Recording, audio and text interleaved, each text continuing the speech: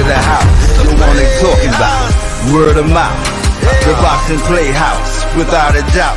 All the latest and greatest boxing news, that's what it's all about.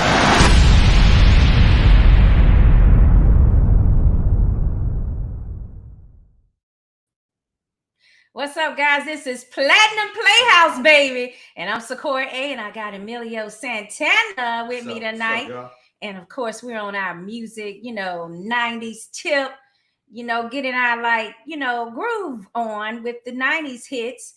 And we got an amazing, absolutely amazing, talented group with us tonight.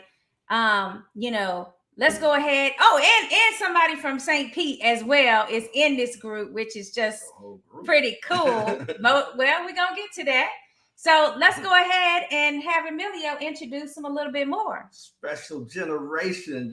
One of the hottest groups in the 90s. Mm-hmm. Came out in the early 90s with MC Hammer. When Hammer had You Can't Touch This, they sang on that, all the backgrounds on that album. These guys are platinum recording artists. From St. Petersburg, I want to introduce Fernando "Chip" Allen Carter. Yes, sir. Yes, sir. Y'all got me dancing already. Okay, let's go. K-Dub Kendrick Washington. What's up? Let's do this. Yes. Money, Maurice Dowdell is in the house. Hey, everybody. Maurice. What's going on, guys? Doing pretty good.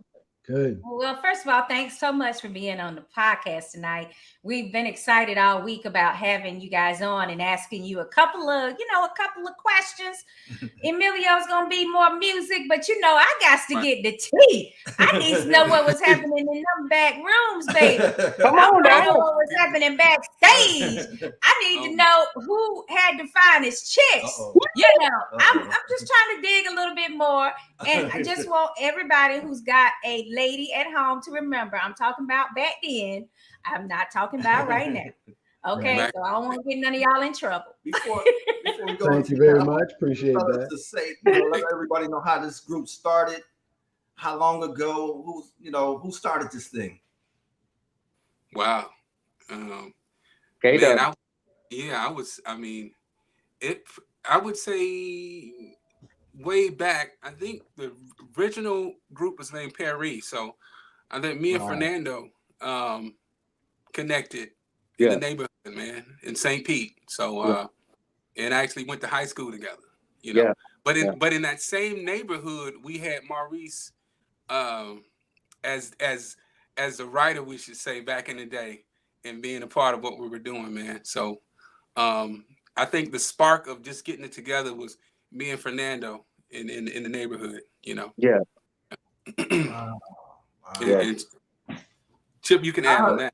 Well, I mean, I'm looking at groups like, I'm gonna say it, New Edition, So we was like, I want to do that. I mean, Kim was like, okay, hey, let's put a group together, right? So, we was just singing in Lakewood High School in the hallways, all the girls loved it, so so we kept doing it, right? All the pretty girls, right? Right. But like Kendrick said, we had that, we created that spark because it was something that we was hungry about doing, we wanted to do it, so here we are. Yeah. Hey, fellas, I heard a rumor a long time ago. I don't know if it's true, but I heard that the name, when y'all had the group name Perry, I heard that was y'all had got that from Perry Adams. Is that true? Nah. Oh no. I'm gonna cut that off right now. No. Perry, I don't want to say Perry said it, but I heard that y'all got the name from him. His name, Perry. No. Before we answer that, let's go right here. My boy Maquet done fell up in this thing. What's up, baby? What's up, man? What's up, baby? Yeah. What's up? What's going on with you, man? Man, Quet, what's up? Man, same old shit. It's a different set of flies. Oh my. What's going on? Yeah, no, we didn't get that. No, we had that name way before. We even started hanging out with Perry. That's our boy. Don't get us wrong now. Yeah, good dude. Real good dude. Yeah. But no, we had that name. We had that name already. Hey, and I was spelled Perry. Say that again, Quet. I said it was Perry. Remember them jackets back in the day? Oh yeah, I remember the jackets. Yeah. And the hoodies. Y'all didn't y'all have hoodies? Yeah. Yeah. And we had a big brooch right here. We wore the Ready for the World brooches. Oh my God! Yes, well, I could pull out that sweatsuit right now. Oh my God! Don't take Quit. You got that sweatsuit? Blue, right? Yep, I got it. Wow. Yeah, hold on. Let me go get it. Oh, where you going? No, I got it for real, huh? He going to get it. This is gonna be hilarious. Oh my God! Y'all have no idea. These sweatsuits that we used to wear and perform, man, oh my God, this back in the day. You still got yours? Man, I don't know where that thing at. Did Maurice ever have one? No, Maurice wasn't with us yet. I never had Hey, one. look. A little bit of a different perspective. Hey, look, the jacket packed somewhere up in the closet, right? But Man, he got the pants, y'all. Wow. Okay. Hey, remember we had a taper too. Remember that? Yeah. We talk about 1988, 1989. Yeah. Wow. Skating ring shows and stuff in there. McGregor's. It was McGregor's. Wow. Yeah. Wow. Oh, Ken, you got me with the skating ring shows we used to do. Wow. Yeah. Yeah. Oh, This year done seen some. It's done seen some mini shows. Oh, wow. Can you still wear them? Yeah, I can still wear them. Wow. I mean, I do want to talk about some outfits. I've seen The butt a little big in them now though, but I can still wear them. Y'all talking about each other. That ain't right. I mean, it's all love. I wanted to talk about some of these outfits y'all had on. Like, oh, look at that. I mean, Look at Maurice. Oh, look at Maurice. Oh, yeah. What's going on here? Like, now this is tight. I like that. Like that little black numbers there. Yeah, that was tailor made right there. Yeah, that was for Lift Your Head and Smile video. Yeah. Wow. Oh, nice. Yeah. Okay. And then we got this Y'all here have- on the album. Man, cover. we got the how much them jackets cost? Oh, they was Man, about money. Man, look Who at still here. got those jackets? Hey, let them- Yeah, them jackets. No, I don't have my jacket still like that. No. But those jackets back then, yeah, they was like we went to Antenna on Hollywood Boulevard, got a couple of those jackets for that photo shoot. Yeah, we went out for that one. Yeah. Yeah, that was pretty hot. I like that look. Yeah, that's that butterfly cover right there. And that was my first one with no hair. Yep. He cut the That's when I had cut it off. Yep. Was you regretting doing it after you saw yourself, or you was like, yeah, that's a good move? No, because we were kind of looking for growth, you know. So I was seeing as us maturing as as young men and us maturing as a group. So we were I was cool with it. But that was the first time somebody shaved me with a razor though. Trust me, it didn't even matter because all the girls are screaming. That's what I'm talking about. See, Chip gonna give it to me. I'm gonna tell you what's real. Yeah, you gonna break it down and let us know what's really happening. I'm bringing the tea tonight. But you know what? I mean, I gotta also bring up, Nia Long in that video. Like, the Sponsor Love video. She's still hot and tempting, Yeah, it was a pleasure. It was a pleasure and an honor to work with a true professional. Put it that way, a true professional. Yeah, absolutely. And beautiful, talented. I mean, just all the models that were down there, the actresses that were with us on the yacht doing the video. Man, it was a pleasure and an honor to work with them. You know what I mean? Mary Maury. Yeah, there's a few of them. Yeah. Hey, and they were up and coming. Hey, Quentin, have any of y'all dated anybody in the business that's out there that y'all could talk about, or? Well, Quit laughing. Somebody cheesing already? No, I ain't say nothing. I mean, somebody cheesing well, hard. I mean, I'm gonna put it this way: some of the women, some of the celebrity women was looking for us when we came into town. If we was where they was looking for us. That's all I got to say. Yeah. I ain't gonna say nothing else. So, the name Special Generation, did y'all have that before y'all got with Hammer, or that came after y'all got with Hammer? Oh no, that Special Generation that's what we put together. Yeah, that's our name.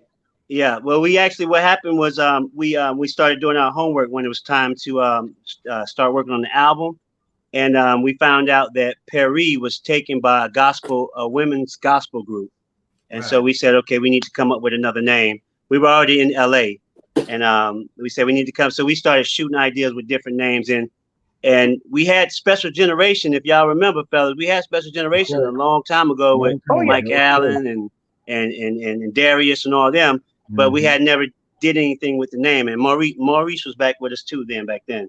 And we had that name originally, but we kind of shied away from it because we thought it was too close to New Edition, and so we kind of shied away from it.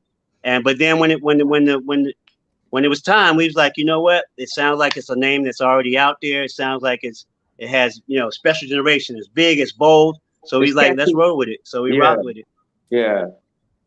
Fellas, a lot of people want to know, how did y'all meet Hammer, man? How did that lead up to meeting Hammer? What, you got it? Yeah. Okay.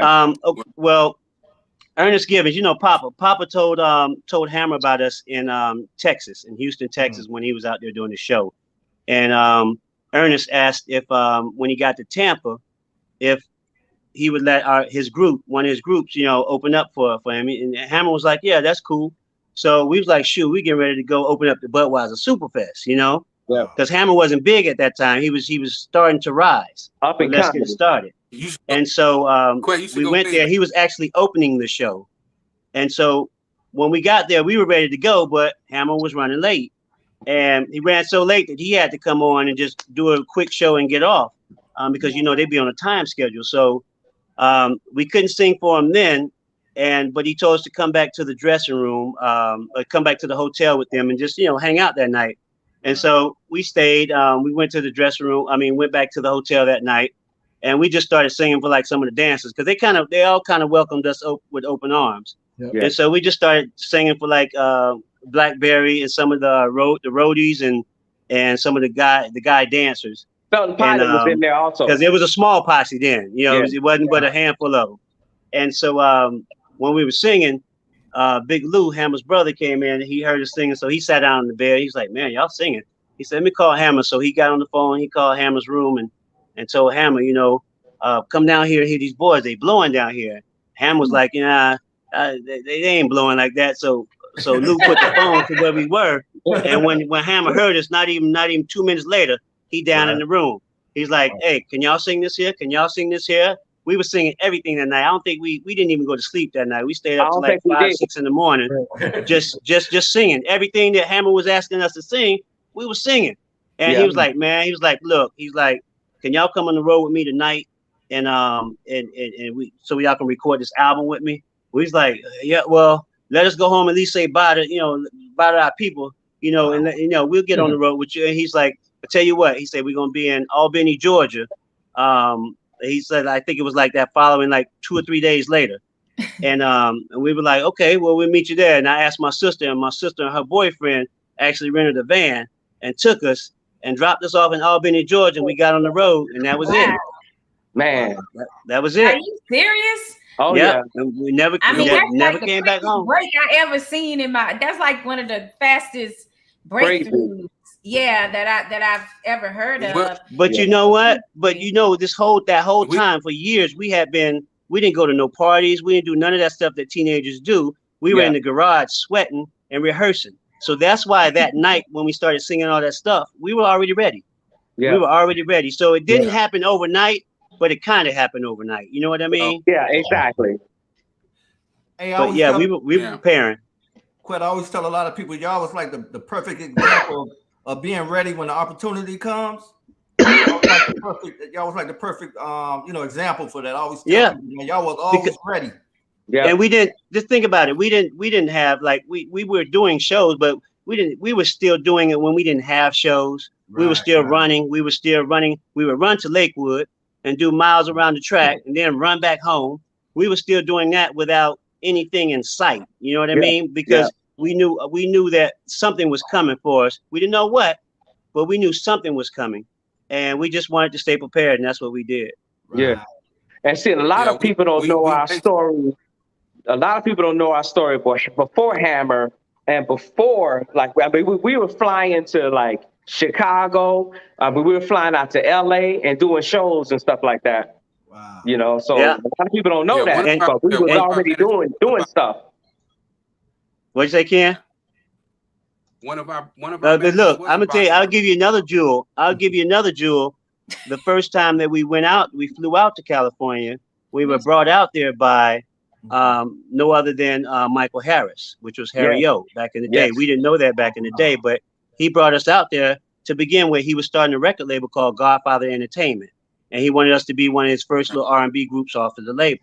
Yeah. And I'm glad Trump let him out. He's out now. He's doing good. Yeah. But he was like, that was the first time I seen like a black man that had so much and that was doing so much for the community. And he had barbershops, he had hair salons. He actually gave Denzel Washington his start because he had a play called on Broadway called Checkmate with Florence Henderson and Denzel. And he gave Denzel his start. So we was like meeting Salt and Pepper. We were meeting so big, and this man had in his house, he had an alligator under the stairs, man. Now we came from Florida, we know alligators. But in California, up under your stairways, yeah, man. Yeah, we hadn't seen that before, and so he gave us something. Taste of LA.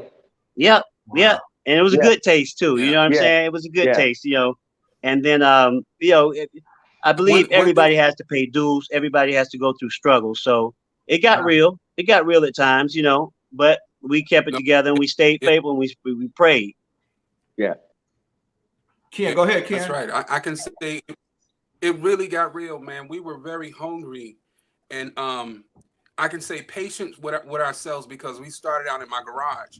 That's where we rehearsed at every day after school, and we also prayed together, man. We saw our group on stage.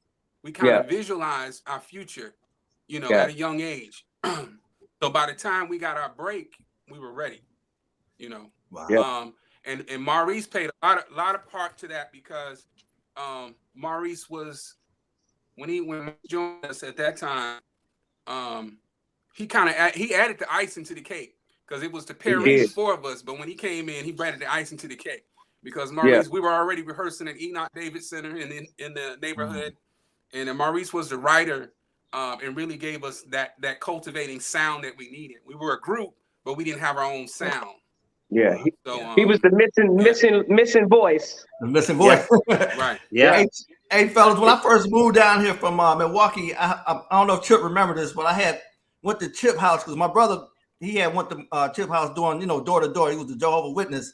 And my brother Mark came back and he said, "No, this dude, man, he got a group." And my brother showed me where Chip lived. Chip lived in this little small house off of 4th Street. I don't know if Chip remembers this. Oh. I came to Chip. I said, "Chip, man, I just moved down here. I want to be in a group." But then Chip said, "Yo, man, we got another member." And then he was talking about a dude named AJ. He said, "Yo, AJ was before Maurice." Yeah. Oh, that was Maurice? Yeah. That was before AJ was before Maurice. Yeah. That's out, AJ. Maurice, took my man's spot. How you doing? Maurice had that voice. Yeah. Maurice had that voice. I understand. I get it. I was like broken hearted, man. When y'all had that first video, I was like, damn, I was supposed to be up there with them. Like it's so close yet so far away, right? Yeah. Wow. Okay, we got some comments. First, Sandra, she's asking, what year was it when you met Hammer initially? 89. 89. Okay, wow. Right before the 90s decade. We talking about cassette tapes and vinyl records. Wow. Y'all came out before Jodeci and all them groups. Y'all was out before. Yeah. We was out before all of them. Yeah. Wow. Yep. I think it was just any and true. Yeah, any and true. Yeah. Yeah. Oh, and it was crazy 4x4. We would see them at the convention. Oh yeah, 4x4. Yeah. 4x4. Yeah, 4x4 was out when we was in high school. Right. Yeah. Tony Allen says hello, everyone. She says hello, everyone. That's Tony. Hello. You guys remember Tony back in the day with the group? We was Tony? Yeah. I talked to Tony not too long ago. Yeah. Huh? One of the dancers you said? No. They had it. It was another little girl group that used to rehearse in the same place that we rehearsed out in Clearwater. Oh, okay. Oh, Yeah. Okay. Yeah. Leslie, Tony, LaDonica, and who You else? made me Yeah, think of the she's Good real. Girls when you said that, Quet.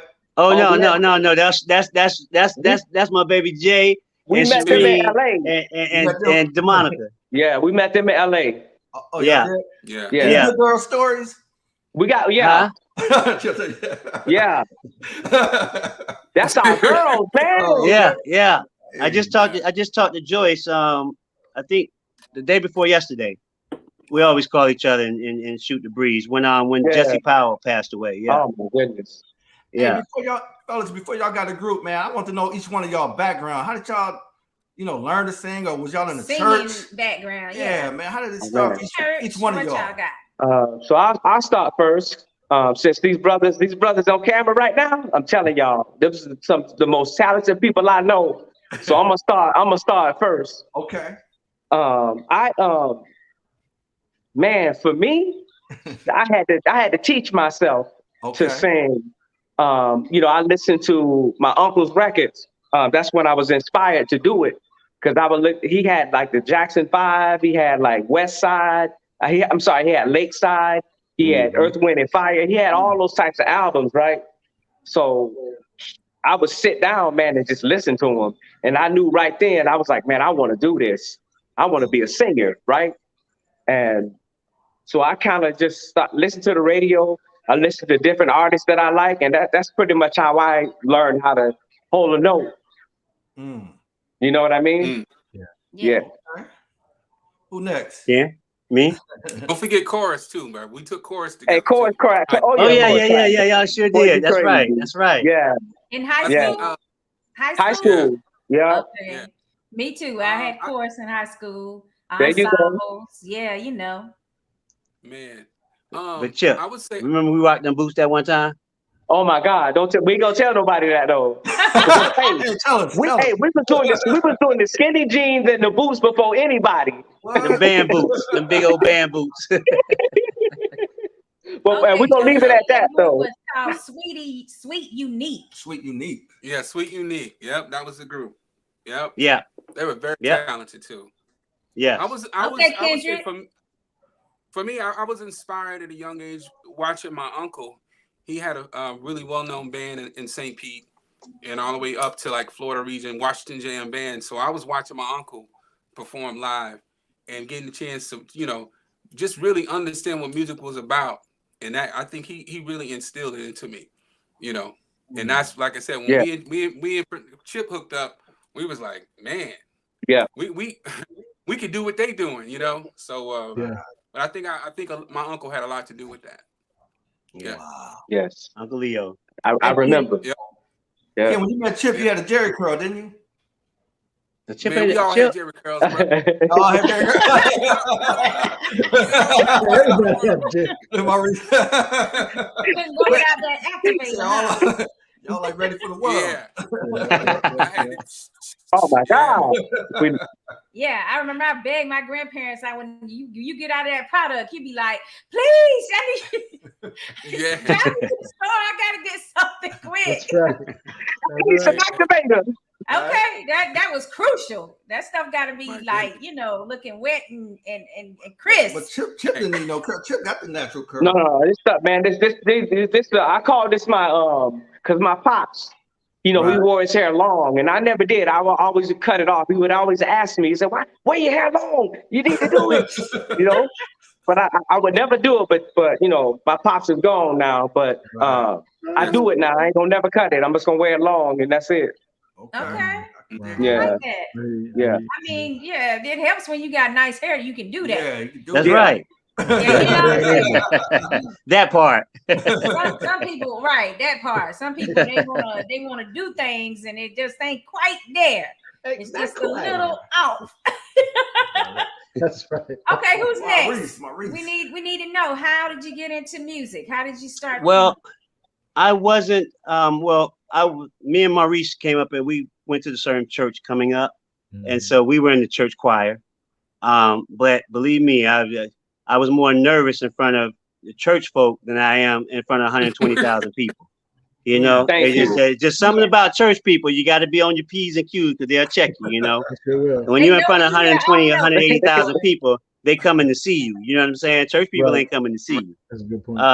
So I mean, I would sing, but that wasn't what I wanted to do. I was in the martial arts back then. Oh, you break it up. Forgot about that. Huh? You break it up. Okay. Ahead, man, I hear you. Yeah. That wasn't singing. Wasn't the first thing I could sing. But you know, my mom used to always, when I be singing 1,000, my mom was like, "Maquet, shut that damn noise up," you know, across the house, you know, and so I kind of kept it down, you know, and I was just into the martial arts, and then my father passed away when I was younger. So when he passed away, I said the martial arts wasn't going to help take care of my family, so I had to do something else, and you know, so I started thinking, okay, what could I do to help take care of my family, you know, and just so happened. Jesse Jackson, God works in mysterious ways. Jesse Jackson was coming to town, and he was going to be right there on corner 26 in Bethel Community. The church was at that time, and we were at the church, and I don't know how, I forget who told Chip and Ken about me. I think it was Terry, but somebody told Chip and Ken about me, like this guy, he could sing, blah blah blah, and so they took me around the corner in the back of the church, and they was like, "You can sing, you know, let us hear something." And so I started singing a little something. They was like, "Well, hey," they was like, "You want to be in the group?" He said, "We rehearsing later on the day. Won't you come over there and so you can meet the other member, and we can go from there." And so I got back home that day. I said, "Mom, I'm going over here to meet the guys. You know, they're in the singing group. I'm gonna go over here and try something, you know." And got over there, and then that was us. That was me, Chip and Ken. And you know, it was 2 other people at that time, but we weren't solid yet. And that was it for me. But yeah, initially I didn't want to, but I saw by being with the fellas, I saw I saw a love that they had in it and the spark in their eyes. And I was like, you know what? They brought something out of me. And I was like, you know, because from there on, it was nothing but singing. I did some stuff, you know, trying to, Mama, this is what I want to do. I want to, you know, I want to sing. And she didn't believe me until, you know, I jumping out the window, getting on the plane, headed to Chicago. You know, I'm in trouble. But she said, when I got back, she was like, "Well, I see that's something that you want to do. So we'll just talk about it when you get back." So ever since then, it's been nothing but vocals and nothing but me and the group. Wow. That's it. Yeah. Maurice. That's cool. So for me, it started out. Hey, Mo. What's going on? I ain't see you, baby. He just now knowing Mo. Yeah, I was wondering who it was in the red. Okay, hey, baby. Wow, this is too much now. Y'all gotta see each other soon. When was the last time all y'all were together? Don't get us started because you know we miss each other, you know. But you know, there's that love there. But for me, you know, it's I was always a writer, you know, and I got that from my dad. And the writing came first. You know, I was talking to my daughter the other day about this. The writing came first, and you know, songwriting. I mean, because I would, you know, write poetry, write stories and things like that. But songwriting turned out to be the medium for me. That's the medium. That's just what God gave me. You know how some people do stories and short stories and novels. My medium is songwriting, right? And then, you know, I was going to mention this earlier. And, you know, then one day I'm outside on my neighborhood and I see these fellas singing on the corner.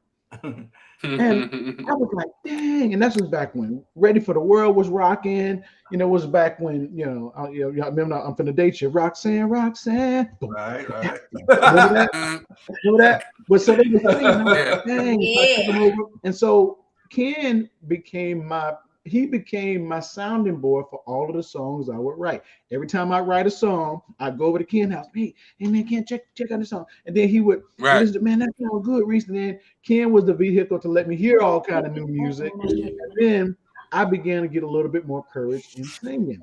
And so mentioning choir, you know, I was going to Lakewood, but then we got bused out to Pinellas Park High School, right? And when I got bussed out there, I got put into a choral program that was really, really advanced.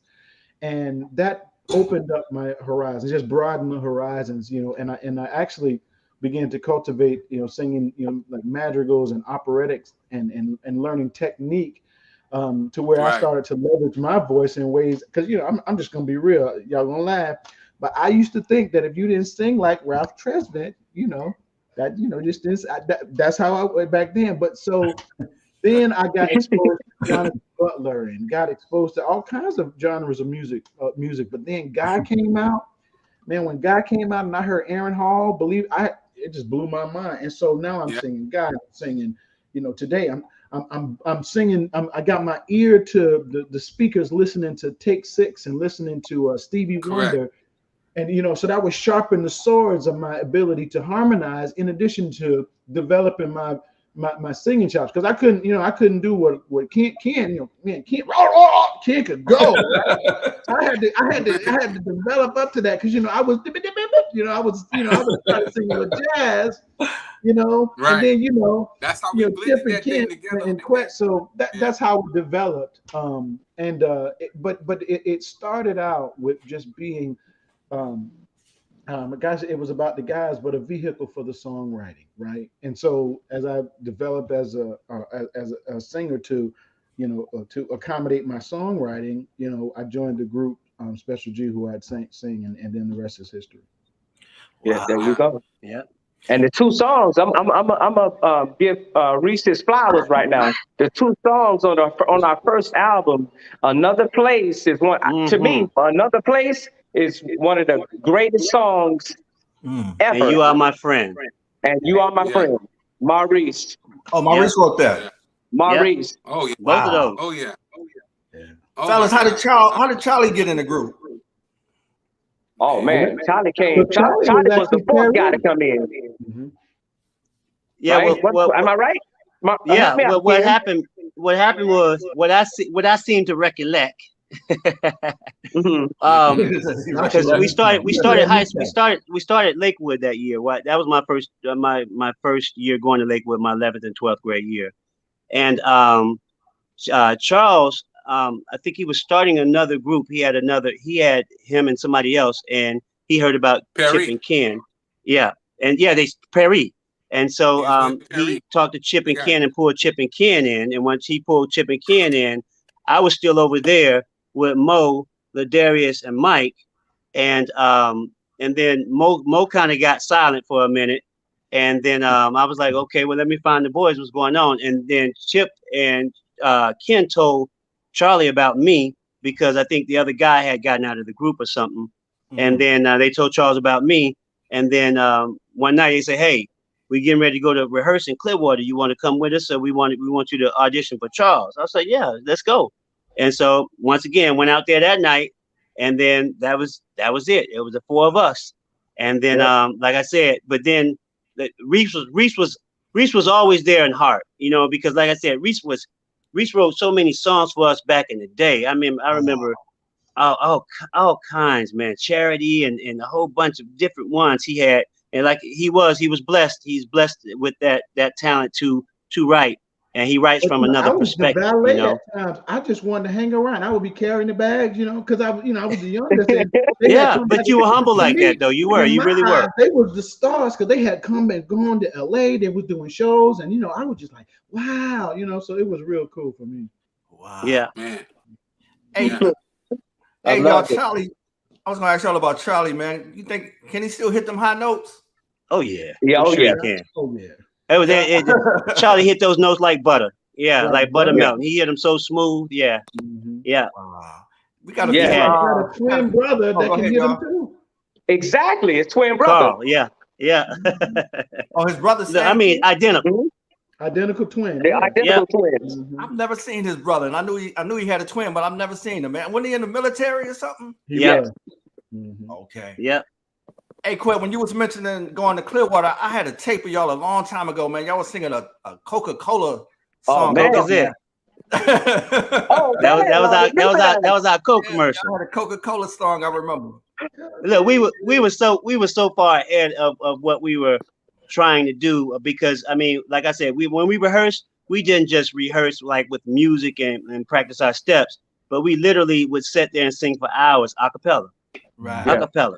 Yeah. And so we'd correct each other if we were on notes, and we'd switch notes. That's how come each one of us were diverse in being able to switch and you take this baritone note, you take this soprano note, you this, and then when somebody else was leading, we switched again. You know, we have been doing that for years, and you know, we had little things like that. You know, little Coke commercials and things like that. We can pull, you know, a little rabbit out of our hat when we needed to. Yeah, that would have been a good name for y'all if Switch hadn't took it. That Switch. I know Switch. Switch. They were Switch instruments. Yeah. Yeah.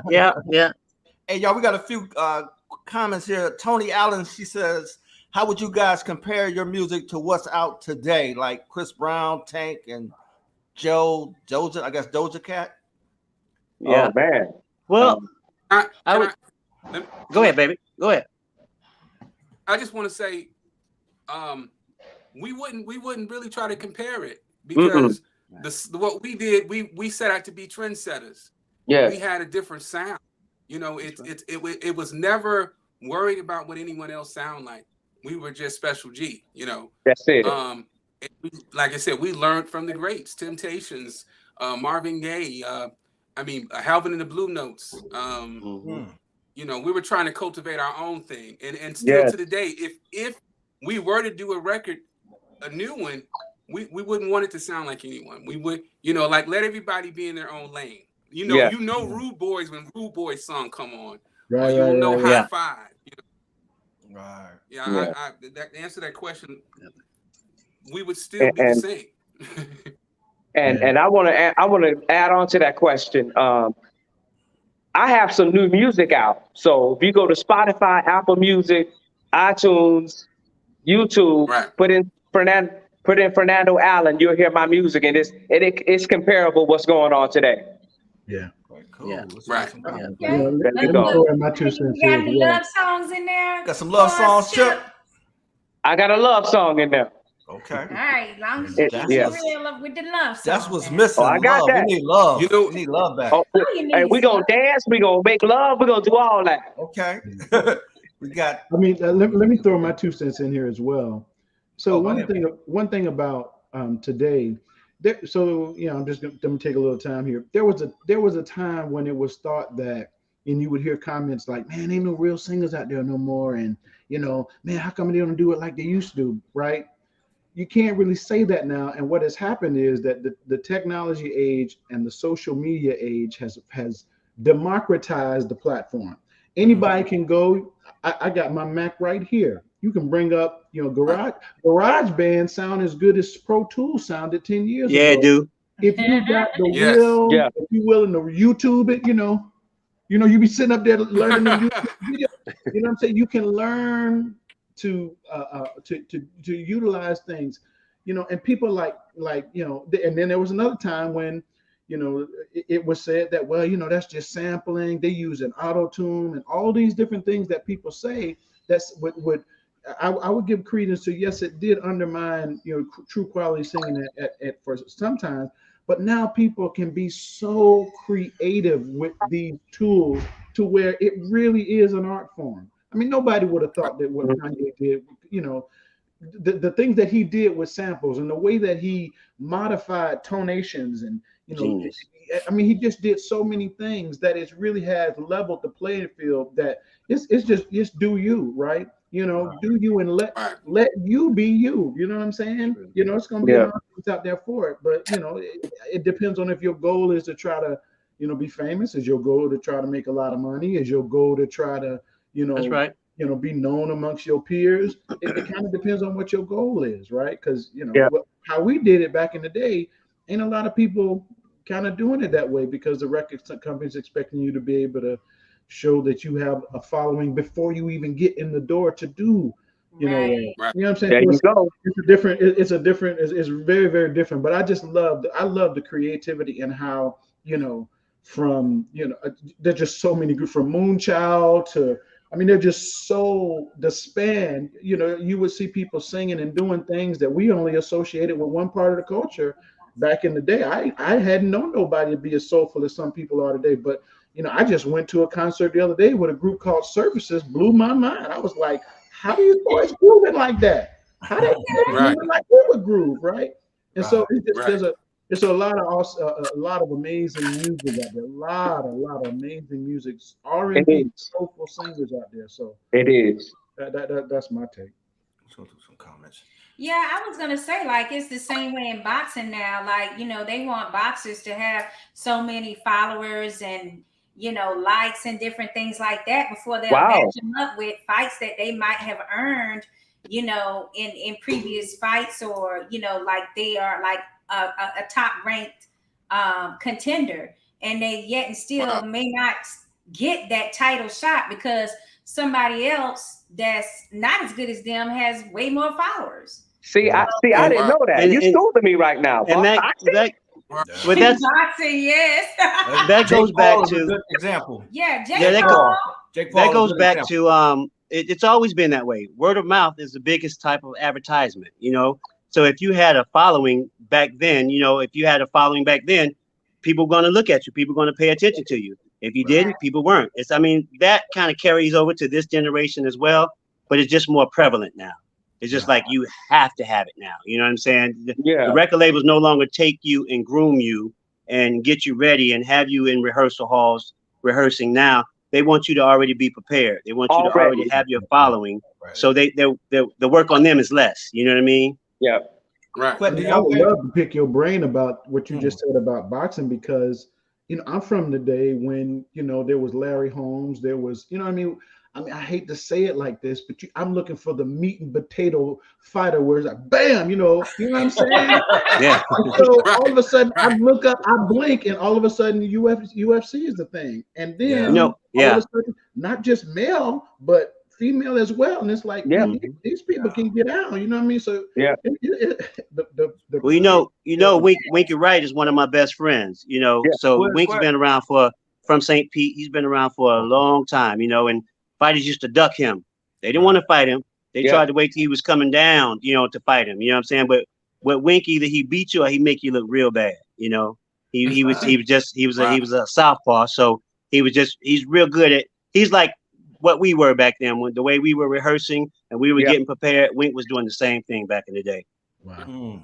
I had a question, man. Are y'all still talk with Ernest Gibbons or an MC Hammer at all? Y'all still talk to them? I talked to Ham. Had to be about, I want to say about maybe 5 months ago. Yeah. As far as Ernest, I haven't seen Ernest, but I saw him maybe about a year and a half ago, maybe 2 years ago in the mall, and that's the last I saw him. But I see his brother more than anything. Yeah. But and I live down the street. I played football with him. Mm-hmm. Yeah, Reese lived down the street from Ham. Yeah. So I see him pretty regularly. Hey, y'all, do y'all know a dude named Willie Agnew? Yeah. Yes. Oh, he told everybody he got y'all with Hammer. You know what? Do I need to speak on it? You know what? I ain't gonna say nothing. Somebody want to speak on Willie. We did a lot for the group. Yeah, everybody singing. That's not one of the things. That's definitely not one of them. Thank you, Maurice. And he had everybody in the city singing for him, saying he can get us with Hammer and everybody. Yeah. Oh my God. Hey, let me tell you one thing about Willie.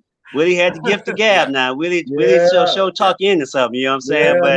But he's a good guy though. He's a good guy. Good guy. Love you, and I wonder what happened to him.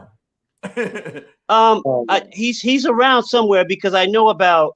I want to say about a year ago. He's doing something with jazz now.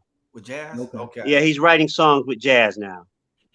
Y'all, I was looking this morning. I was looking at when y'all was on BET on Donnie Simpson. What do y'all remember about going on there for the first time and y'all was sitting on them? No, I remember. Fellas, y'all can take this here, but look, do you know what I remember?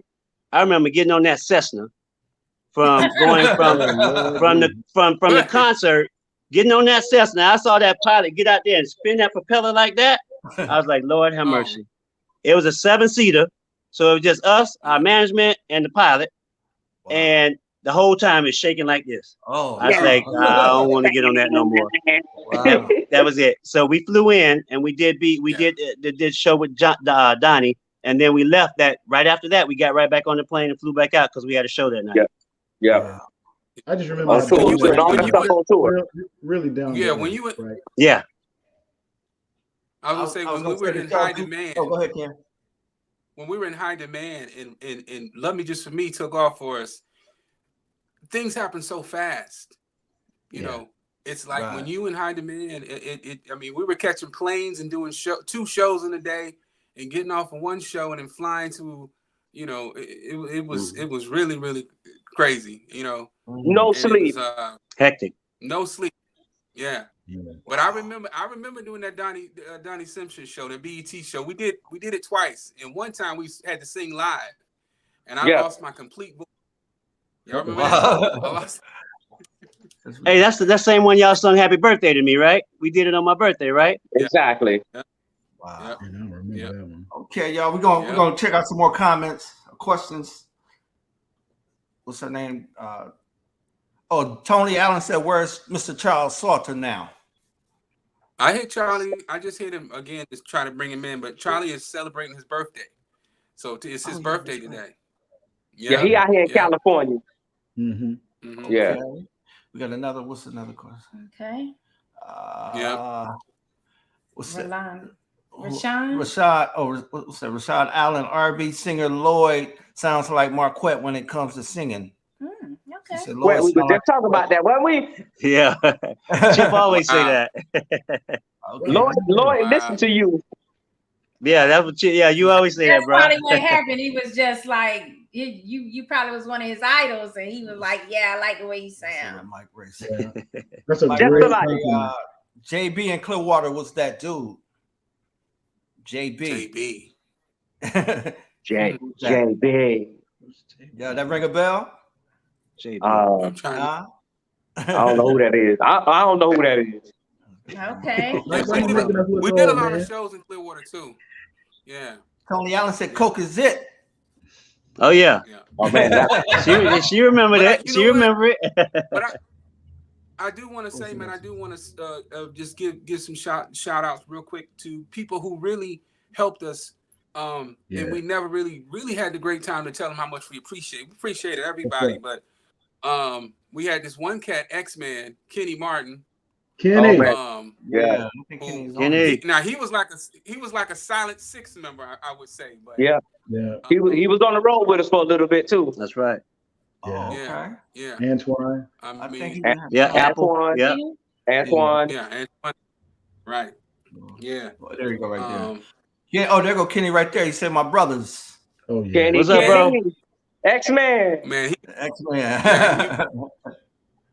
Matter of fact, speaking of X-Men, he got a production company out, man. He actually produced. He produced my record. Fernando. Oh, nice. Yeah. Right. That's he did the music. I wrote it. Yeah. Doing Right. things. And Kendrick recorded me. Yep. Y'all was on the Kellogg's cereal box? Pop-Tarts? Oh, no. Pop-Tart box. Pop-Tart box. Yes, sir. Pop-Tarts. Who can say it was on a Pop-Tart valuable box? commodity? What's that? Yeah. Yeah. I don't know too many people who can That say it. was- I don't know too many people who say they was on the Pop-Tart box. Yeah. I heard y'all was on the Bob Hope show. I'm sorry, I'm getting calls coming in. We actually Go ahead, tell him, Kay. Correct. yeah, we actually it was a special for Oprah. And I remember they brought us in and we had to literally stay in our rooms because they didn't want Oprah to see us, because if she saw us, she'd know something was up. So we had to stay in our rooms in Palm Springs until showtime. And when showtime, it was doing sound check, we were singing a cappella. Once again, we always did that. And so we were singing, and all of a sudden we happened to look behind us, and coming from behind the curtain was Bob Hope. He walked up to us and shook our hands and told us how great we sounded. And we were on our way in the dressing room, and all of a sudden we hear, I can't even do his voice, James Earl Jones. Oh my goodness. He was on and we heard his voice. I say, that's Mr. Jones. I know it is. So I just picked my hand back around the corner. Y'all remember he got that distinct voice. Whoopi was the host. Whoopi Goldberg. Yep, and Whoopi was the host. That's right. Whoopi was the host. Wow. Yeah, we was out there actually before we went on. We were sitting next to Whoopi. That's legendary now. That's big right there. That's something that can never ever happen to anybody else, Yeah. Yeah. Hey, Chip, can you pull that some country boys from St. Petersburg, Florida. Come on. Okay, from the birds. Hey, Chip, pull your Grammy so people want to see the Grammy. Chip. Okay, yeah. There he got it right there.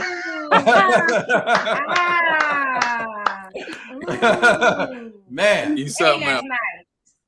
Okay, that's I just Mine over there. Mine over there. Hey, we was on that. We was on. You can't touch this. We was on that. Yeah. That was our voices, man. We was in the video. We was all that. List, we did the whole album.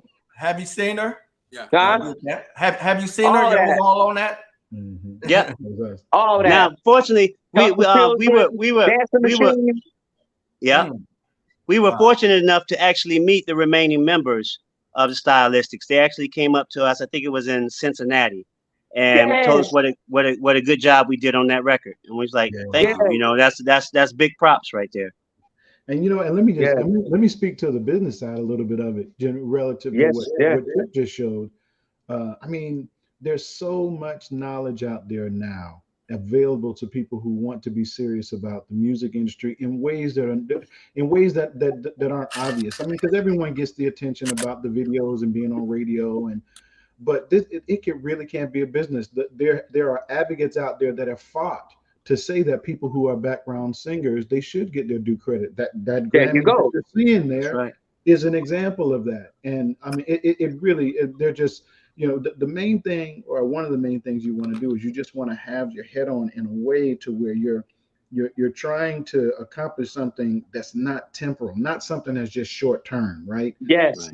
Learn about publishing. Right. Learn about radio play. Learn about things where you can get a check 20, 30 years from now. You know what I mean? When there you go. College tuition. You know what I'm saying? You know, that's why, I mean, it's really amazing. Some of these rappers, it's like, yeah, they do a song and they may not have gotten big hits, but that song get put in a movie, that song get put in somebody on a television show. You know, they referencing the 2000s, they play that, man, that's a check, you know, nice ones. Correct. So there's a lot of information out there. You just gotta just be smart, and don't only be about, you know, what's shiny and temporal, but be about, you know, the business side. Yes, it is a business. Then you'll be able to put your Grammy right up there in front, just like, you know, my brother right there. Yeah, you got to think about it. You got to think about it. It is called the music business. You know, it's not just called music. You know what I mean? Right. So it is a business behind it. So it's best that you know your craft. Know your craft, because that's the quickest way to get taken advantage of if you don't know what you're doing. You know? Oh my God. So you have to know it. But can I on that point, don't be so jaded that you scared to sign a contract. Just read it. Everybody get in a bad contract in the beginning. What's your value? My value is, let me get known. Let me get out there. Let the record company pay for the video. Let the record company play to get me on the radio. Let them do all that. After a few years, I'll be able to renegotiate. Leverage what's smart. Don't worry about that. Hey, that's what Tina. Hey, Nuggets. That's what Tina Turner did. You know, she said, you can have them old songs, just let me keep my name, because she knew where the value was. You know, right? Right. Yeah. Wow. People doing tours right now, making good money. You know what I mean? Yeah. Yes.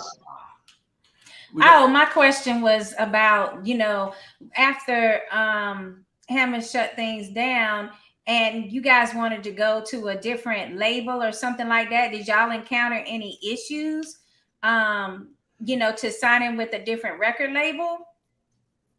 Oh boy. What do you define as issues? Yeah. The kind that stop you from having y'all second album. Third album, I'm sorry. The third. Well, you know, Stan and the team, we didn't get any trouble from them. Let me put that out there. Stan, Busted Family, Louis Burrell, they've always been, you know, stand-up individuals relative to that. And when we parted ways, you know, to do what made sense for us, you know, we put our hat in the ring. But I don't know, and maybe Ken or Quet can speak to this a bit more, because you know, by the time it got we were approaching presenting to additional labels, the Lord had called me to leave the music business to be exclusively for Jesus. So as I recall it, we put together a demo and it was really good too. And then I guess I'll let Quet and Ken take over from there. Yeah, we were fortunate enough though to work on the second album, to work with some of the greats, Gerald, God bless him. His father, Eddie wrote, Who Makes the Choice of Who's Loving Who on the second album. Lord. Oh, Lord. Yeah, Steve Russell, from Troop. Great, brilliant, up and coming. He was up and coming then, but he's brilliant. It's so many people that we had a chance and opportunity to work with on that last album. Joe Little. Yeah, Joe Little. Yeah, Joe. Rude yes, from the Boys. Rude Boys. It was so many people that it was just a blessing for us because we could actually see the direction and how we were growing from the Love Me Just for Me and the Spark of Love to the Silly You, Silly Me, and Who Makes the Choice of Who's Loving Who, and many of them that we had. Butterflies. Wow. And Ken came real smooth on some of those tracks. And then broke it out with the big heavy, because Ken used to sing smooth all the time, Oh, hey, but fellas, I can say. Let me just drop this nugget to you. I was in a meeting the other day, right? I was in a meeting, and I just happened to mention that I sang for Special Generation, and the woman who one of the person in the meeting, she just lost it. Oh, that's my jam! It blew my mind. I just had to say that with you because you just never know. But okay, go ahead. I love that. See, I love that, Reese. I love it. I want to say this though. After the Butterflies album, I think as a group we really wanted to just kind of chill out for a moment because we had impacted so much in our careers with doing 8 songs on Hammer's album, and then the Love Me Just for Me taking off like it did. And then, we worked very hard. So it wasn't something that we had a dispute with Hammer and them. I think at that time, we just took a break. We really took a break just to catch up and settle for a minute, Wow. after the Butterflies. Yeah, because when we were on the road, well, I'm telling you, we were not that we were burning out because we were going at it every day. But we did come to a point where we was just like, can we just get like 2 days off or 3 days off? Sometimes you got to watch what you ask for. You know what I mean? Yeah. Because you'll get it, and then from there on, because we actually took ourselves off of the road with Ham and got on the road with Gladys and After 7 at first, and then we went from Gladys and After 7 with Bobby, Mary J, and TLC and us. And Jodeci. Yeah. Jodeci. And Jodeci, yeah. Tour so much to where you're perpetually sick. You know how you get a cold and you recover. You're taking you some Alka-Seltzer Plus. Tell it, Reese. We toured so much that you really couldn't shake it. You just worked through it, right? You just worked through it. That's right. It was Gatorade and fried chicken. Yeah, that was it. That was it. Domino's pizza at night with the jalapeno peppers. Because that's all you get on the That's the only thing that was open. Yeah. It used to be a Mountain Dew and a Kit Kat for me. And I'm gonna spill some of the tea too. And some of the women on the road, because some of the women would come to the show, I'm gonna tell on myself. She's like, just tell on yourself. Don't tell on us. Tell on myself. She's like, I can take you back to the hotel if you want to take you back to the hotel. So I'm in the car. I don't know who I'm in the car with, y'all. There's some girl that at the show. I'm in the car with her. And we downtown Charlotte. I don't know where we was, but I got back to the hotel though. Me looking at you, right? I'm like, you got back there. I'm just saying. I ain't gonna tell nobody else. Okay. Hey, y'all, Angela Lynn want to know, can y'all sing? She said, sing, y'all. Angela Lynn. Oh. Yeah, it don't work on. Yeah, it don't work in this setting right here. Right, you're gonna get echoes and everything. Yeah, these phones, the way these phones are, harmony. Tell them they better catch you on your next, tour. Yeah, trust me, because we tried it before, and it was like, we didn't sound bad, but we was like somebody was going before and after. It don't work. A little delay, huh? Yeah, it don't work. Let's see. But like you said, they can catch us like when we out on tour somewhere. Okay. A Kit Kat. What's he saying? Whoa. Oh, we what they trying to say. The Kit Kat. Mm-hmm. Nicole said, "Hi, Ken." Nicole. Hey. Kit Kat say something to Quet. Kit Kat, Quet. I was saying it was a Mountain Dew and a Kit Kat for me. Yeah, when we used to go back to the hotel that night. Yeah. Angela saying, I understand. I had, she had to try her hand though. She was trying to get somebody to sing. Get somebody to sing. She had to try. Thank you. Yes. All right, let's see who else we got here. Who? Go ahead. No, she said real raw vocals, my favorite. Oh, okay, Angela Angela said that. Thank you. They be raw right now. Fellas, y'all ever work with Prince or Michael or seen them before? Oh boy. With Prince, we were at Paisley Park. That's where we filmed "Love Me Just for Me" video. Woo! And so and we recorded "You Are My Friend" in another place at Paisley Park. And we did the Hammer Pepsi commercial. Yeah, we did something else. A BK commercial too. British Night commercial. Yeah. Yes, all that at Paisley Park. He had a back area that could fit like 18 semis back to back. Wow. And that's where he shot Under the Cherry Moon and a few other things there. So yeah, we did "Love Me Just for Me." We did like Chip said, BK commercial, Pepsi Cola commercial. And then we were actually we went in the studio and we actually met him, and that's why I said God bless him. He actually wears that, he had the pants on and the top on, and very cool. Very cool. It was a blessing just to meet him, and I know he was walking us around the whole place, and he really had the doves in the place where he had his wardrobe and all that stuff. He had Paisley Park was nice. Prince the same size. Me and Prince the same size. Y'all the same size? With his boots on, y'all the same size? Well, but he had his boots on. He had the boots on? Okay. Yeah, we're the same. He had the boots on. He was the same size. Yeah, we was the same size. I don't wear the boots I don't wear the boots though. Trying to make that clear. Did he say anything to you, Prince? I mean, Chip, did Prince say anything to y'all? Yeah.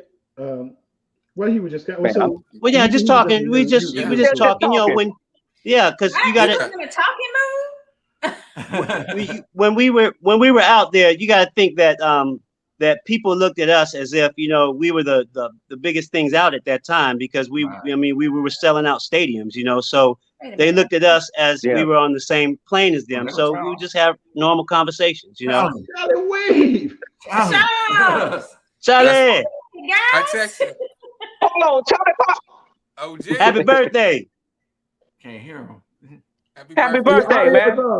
We can't hear you. We can't hear you. Can you take that out. Take that off completely.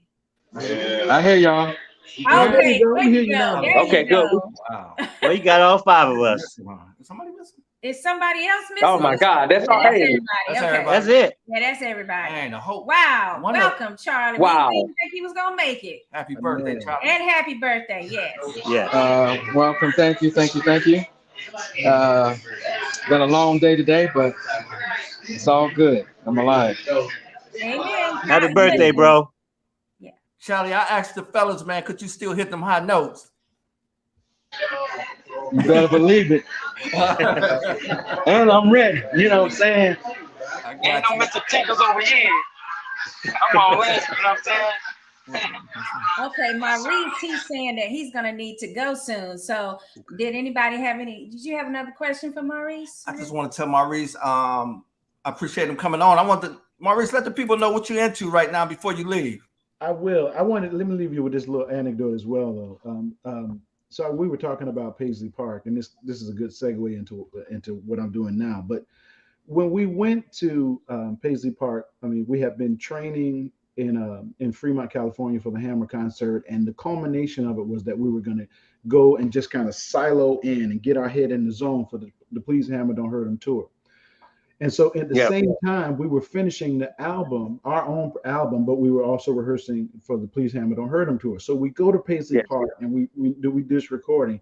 And so we had another place we knew we were going to put on the album, but there was still a last verse that we had written. And when I wrote the last verse, I still remember that at a Creekside apartment. I still remember the last verse. And the last verse says, after we've spent our life together and our souls have become one, we'll sit back and look at our lives and see our work is done. We'll hold hands and just believe. This for you, Angela. That there is nothing out there we can achieve, and we just have faith in the Father. He'll open the doors. So now the song, go ahead, boy. It kind of has this kind of vibe, almost like literally take it another place. Felton Pilot really produced it well. Yes. Wow. So it's time to record, and we go to this building. We go there at night. This is Prince now. The wall of the building is white, but he's got purple lights that shine up. So when you look at the wall of his studio, it looks purple. And so we go, and he puts, and I'm on the sound stage, and they're back behind the glass in the studio, and I'm on the sound stage in there by myself, and I'm finishing this verse.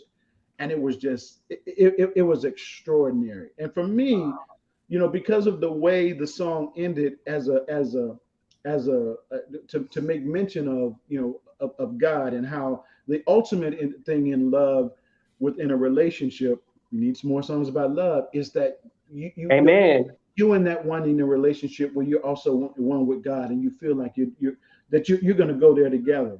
And so amen. It was just extraordinary. It really was extraordinary. And so those were the seeds that the Lord used for me to kind of take me to the next step in my life, right? You know, as wonderful as our life and our career was musically, and the things we were able to do and the places we were to been, you know, it's gotten better and better and better. Marriage and children and kids in college. And, you know, I'm actually trying to get away now. My son has an art show downtown. I'm trying to get to it.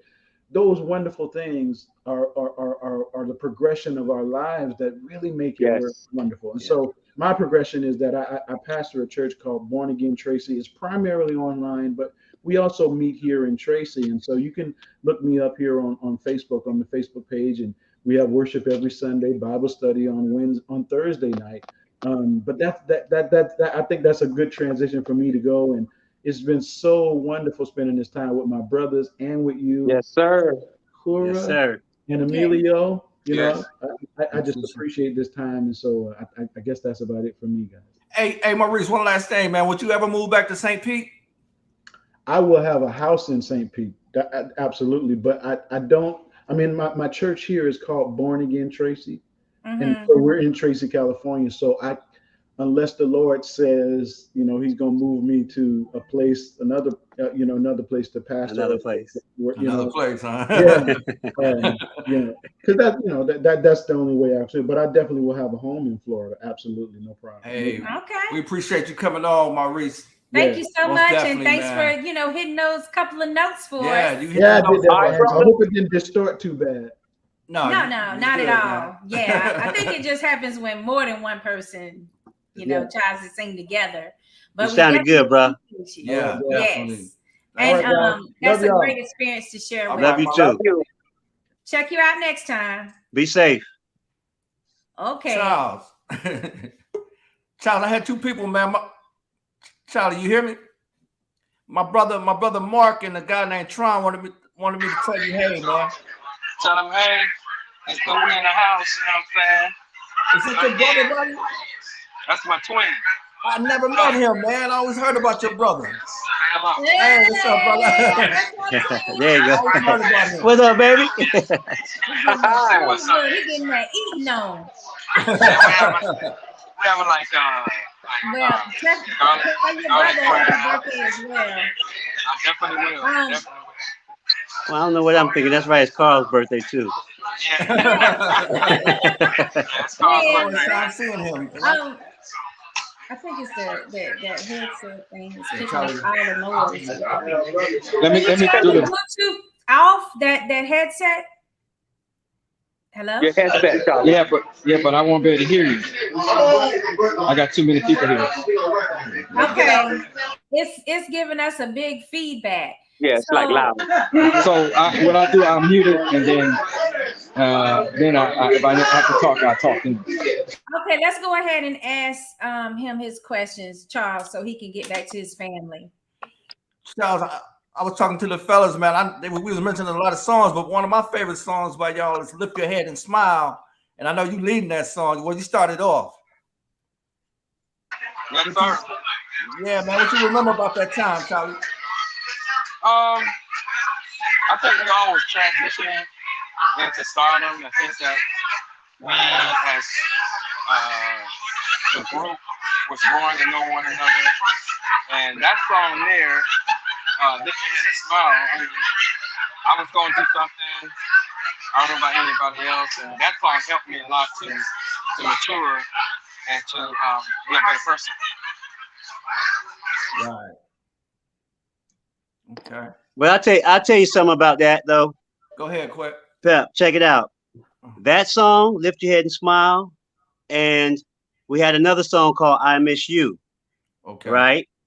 Now, I Miss You was given to Aaron. Oh, and Aaron Hall. That's just I Miss You was our song first. Wow. And then the Lift Your Head and Smile, they were both written by a producer named Derek Hall that lived out in Oakland. And he wrote both of those records for us. We kept the Lift Your Head and Smile, and Aaron he did a great job on it too. I Miss You. Yeah. One of his hits. Yep. Right. The hit. Yeah, the hit. Yeah. Okay, fellas, we got some more comments. Where you gonna start? Start at the top. Okay. Nicole, she said, "Oh, I meant hi, Kendrick." Angela says, "Oh, that we did that Kit Kat." Okay. She gave some sugar. Mike, can we get another album in the future, fellas? Mike Ray said. Mike, what up, boy? Mike Ray. Y'all got anything in the works for a future album? Or well, we recorded some songs and we did record. Yes, I remember you had. Well, I only heard one track out, but we did. We dropped 2 years ago. We in 2020. We don't want to speak about that year, but 2020. You still cringing as I say that. I know. COVID. That COVID pandemic situation. Hey, man. We can talk about that year because that's Cheetos too. Oh Lord, checks every month, right there. Checks every week. Oh Lord. Okay. Yeah. That was a blessed. That was a curse and a blessed year. Okay. Yeah. I feel the same way as well. Yeah, it's like some good things happened, and you got to spend more time with your family. Yeah. But then too much time, huh? Yeah. Well. For some people. Yeah, we saw some divorces after that. That's Thank you. The rate did go up. Some people are like, wait a minute, I forgot. I don't even like you. Yeah, some people couldn't make it. Yeah, they ain't making it together, but other people, it was like they got stronger. Yes. Hey, Quint, what have you been working on lately, man? As far as music, man, you been doing anything lately with it? I did I covered "Lady in My Life," Michael Jackson's "Lady in My Life." I'm gonna probably drop it late October, early November. Incredible the winter. Song. Wow. Huh? Incredible song. Yeah. So Pep, I'm gonna let you hear it. I'll send it to you. Okay. Yeah, fresh out of the studio, hot off the press. I gotta hear that. Yeah, that's musically. As far as business wise, I've been doing a little investing into a swimsuit company that's we're about to launch now. Official Dreams, but we have the name of our line is Cups and Cakes, and it's women's swimsuits. Yeah, so we working on that now. I have some beautiful partners, and they doing their work, and they're doing everything it takes to get everything up and running. So they're doing a great job. So I just ain't really no place. I just sit back and let them do their thing. You know what I mean? So they have the guidance, and they know what they want, and they know what they're looking for. So I'm just on the back burner, just watching. Oh yeah. I mean, so y'all look out for that. Congratulations, by the way. Yeah. Quint, every time I pull you up on Facebook, man, I see Jeff Copeland face. Okay, let me tell you what happened with that. You, man, what's happening with that? No, what it was is that we had a first Friday party. When Jeff started doing, me and Jeff did that together. Well, he started it first, and then I joined in with him. And so Facebook approached us saying that if we're running it like a business, then we need to have it in a business name. If we're not running it like a business, then we need to have it in one of our names. And so I was like, hey, might as well leave it in my name. So that's what happened there. That was actually a first Friday party. That was where we invited people. We had thousands and thousands of people on there, so we didn't want to lose that by going to start another one. So we just put it in my name, and that's it. You know, so everybody always tells me that's 2 of them. Nova. I say, well, what the big guy with the beard, the Rick Ross looking dude? That ain't me. You know, that ain't me. So, but yes, that's what happened with that. That's my buddy though. Yeah, that's cool. Hey guys, I gotta get going. Love y'all. Right. Love you, boy. No, we appreciate you coming in, man. Happy birthday, Charles. Yes. I love y'all. Thank you for having us on. Yes, absolutely. Love you guys. Congratulations, Quinn, on your new business. Happy birthday. Thanks, bro. Love y'all. Y'all love you, boy. I love you back, bro. Happy birthday. Thank you, sir. Yes. Chip. Okay, yes, sir. So he hung in there as long as he could. Chip, let the people know what's going on with you lately, man. Oh man, I'm doing some stuff on the back burner. But I do have in music, I do have a few songs out on Spotify, Apple Music, every platform that you can get music, stream music, download music. I'm on there. Nice. Fernando Allen. I have a few songs. One song called "I Like You." I wrote that before. What's his name? Put his "I Like You" out. Y'all know what I'm talking about. But I love this song though. I also got another song called "Just a Memory," and I got another song called "Red Ferrari."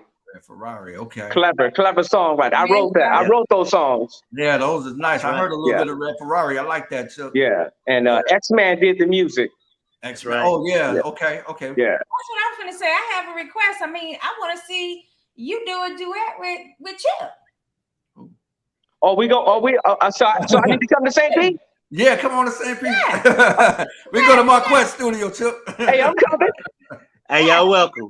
You gotta have a little, new inspiration here going. I'm coming. So he can live out the dream of, like almost being a part of. Almost being a part. I'm coming. Yeah. Let me be in a harmony a little bit somewhere. I'm coming. I'll be in St. Pete. I don't know when I don't know exactly when I'm coming, but I'm coming. Yeah, for Christmas maybe. That's the perfect timing. Well, maybe a little bit before y'all Christmas. Y'all trying to get him on the airplane. Good luck. No, I'm gonna get on there. Good luck. I'm gonna get on there though. He was on there and he seen what's that talk host you saw when you was on the airplane? Oh, Jerry Springer, man. Jerry Springer, that's right. I met in Tampa. I met Jerry in Tampa right after we got off the plane from Cincinnati. Right. I was gonna ask, what are y'all's favorite individually? What are y'all favorite songs that was a question I had too? Yeah, for those 2 albums or with MC, what was y'all favorite song? Man, for me, wow, that's like I mean, I can name whoo. It's just something like you just love to sing, like you didn't have it's no problem. Yeah. Yeah. Spark of Love is one of them. It's something definitely. that I see us all. We sing everybody's parts in there. You know what I'm saying? We just can't sing our parts. We sing everybody's parts. Yeah, everybody. Right. Yeah. On that second album though, man, we had Run Away. Yeah. Run Away. Butterflies. Yeah. I forgot about that. Yeah. The right one. The right one. You found the right one. Yeah. Man, that's the one. That's the other one that we did. The second time we did BET, we did it with Madeline. Wow. Yeah, we did Runaway. No, You Can Tie Me Down. You Can Tie Me Down. Ooh, yeah. Wow. Hey, Chip, Sandra said you walking in your house again? That's what Sandra said. Oh, you know what? I'm walking in here, but I don't record it as much as I used to. I'm still walking though. Okay. But I don't record it as much as I used to. That's all. Okay. Fellas, when y'all were getting presented songs, was there ever any argument on who was gonna sing anything, or the producer said this person gonna sing this, or how did y'all do that, man? With the I don't know. We never argued. Yeah, we never argued about that. We what we would do is that whoever we felt it fit the song fit best. That's one thing about us. We never had like the jealousy of between each other. We was always encouraging the other one. Go ahead and do this. Yeah, you go ahead. You'll sound good on this part. You'll sound good on this part. So we always work with each other. I mean, that comes from the core of us, the way we started. You know, we always should do the same thing. But we did, but I tell you though, but we was sure about something though. Kim was gonna close the song. Okay. Kendrick was gonna close the song. We were sure about that. Kim was gonna close the song. That's right. That's right. That's right. We knew that. That's what we knew that already. Oh, Ken gonna close it, right? But see what he gave on that second album, what Ken came with on that second album, he came with a lot more of the smooth textures that he used to sing with when we were coming up. So when he came with both of them, and he'll start the song off like this, finish the song like this, couldn't beat it. We couldn't beat it. Yeah, that Butterflies. I like that Butterflies song. That's Ken on that, right? Singing Butterflies. Yeah, that was smooth there. Yeah, that was a smooth song there. Who we got here? We got Sandra. No, she already said Chip. Chip walking around in his house again. Oh my goodness. See what she said. I like you as my song. She said. Oh, that's awesome. Okay. I appreciate that. Thank you. Okay. Tony. Another one produced by X-Man. Thank you. Yeah, X-Man was doing it. Okay. Yeah. Oh yeah. Tony said, "I love to see you guys whenever you're near Clearwater again." Okay. Definitely. Jay say still love that performance of the right one. Oh yeah. Oh yeah. On BET. Yeah, that was the other one. Yeah. Yeah. You tied me down and you found the right one. Well, y'all did Arsenio Hall too, right? Oh, we did Arsenio too. 3 times. Man. Was it 3 times? Wow. Yeah. Yeah, we did. We were on Oprah twice. We were on Oprah twice. We did Arsenio 3 times. We did Soul Train Music Awards, American Music Awards, BET Awards, the very first Billboard Music Awards. Okay. Yeah. The Grammys. Wow. The Grammys. Yeah, we've done each one of those twice. Hey, Clint, man, when y'all got at the height of everything, did any of y'all ever lose it, man, or get the big head, or got into some weird things, or did all y'all stay grounded? What kind of weird? No. That was the good. You know what? I'm gonna go first. You know what happened? No, I'm gonna tell you what happened. I'm gonna tell on us. Truth says soup. That song soup. I ain't soup. Hey, as we got to our highest peak, man, the lobby was just filled with a whole bunch of pretty women. Ooh. And they already knew who your name was. Wow. Yeah. Yeah. Okay, I ain't gonna say no more. You ain't gonna say no more. I ain't gonna say no more. I'm gonna put the T out there, but I ain't gonna say no more about it. I got a more specific question. Have you ever returned from doing your concert into your hotel room and some chicks is already in your room? Like that? No, but they was at the door. They already knew my room number. Okay, all right. Wow. Well, I've heard that some women know how to, like, they know they housekeeping girlfriend or cousin or something, and they'll let them in the room. And then you open the door and you just like, damn, there's this naked chick right here. Like, what's going on? What we had to do is we went by aliases. We didn't use our names when we were in the hotels. Mm-hmm. Like I know my alias was Captain Ron. He telling all the business, Yeah. My alias was Captain Ron. When I worked at Disney and we used to book VIPers, that's what it was. They all had alias names that you have to. You know why? See who it was. Yeah. We had to. You know why? Because Easy, God bless him. Easy would get on stage every night and tell everybody where we stayed at. Exactly. Every night. So by the time we got back to the hotel, we couldn't even get in. It was full. Wow. Yeah, because we was on the road with Dre, Easy. Man, so Miss LA, so many people was on the road back then with True. Okay. In Vogue. In Vogue. Yep. Yeah, those are my sisters. Y'all? Yeah. What about Tupac? Pac was dancing for Digital Underground that time. Yeah, he was on the road with us. He's a good friend of ours. Yeah. Wow. Yeah. He was dancing then though. He didn't have Brenda had a baby, or he didn't have none of that out at that time. He wanted to, but Shock was going to work with him. But like I said, they was doing Humpty. Humpty was at its height back then. You know what I'm saying? So he was dancing back then. So what did y'all think when y'all saw the solo artist Tupac and he had like such a different persona at that time? Like what was going in y'all mind? Back then he had the high top. He had the high top like he had in Poetic Justice. And Juice. And Juice, yeah.